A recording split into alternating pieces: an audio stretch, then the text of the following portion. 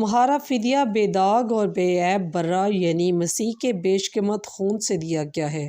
آج کی دوسری تلاوت پہلا پطرس اس کا 1 باب 17 آیت سے لے کر 21 آیت تک۔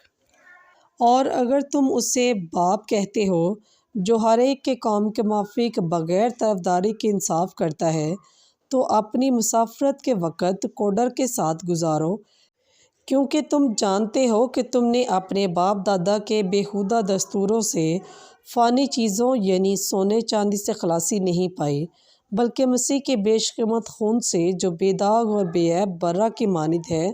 وہ بنائے عالم سے پیشتر ہی سے جان لیا ہوا تھا، لیکن اس آخری زمانے میں تمہارے لیے ظاہر ہوا۔ اسی کے وسیلہ سے تم خدا پر ایمان لاتے ہو، جس نے اسے مردوں میں سے زندہ کیا اور اسے جلال بخشا، یہاں تک کہ تمہارا ایمان خدا پر بھروسہ بھی ہے۔ پس پاک کلام کے پڑھے اور سنے جانے پر خداوند کی خاص برکت ہو۔ خداوند کا شکر ہو۔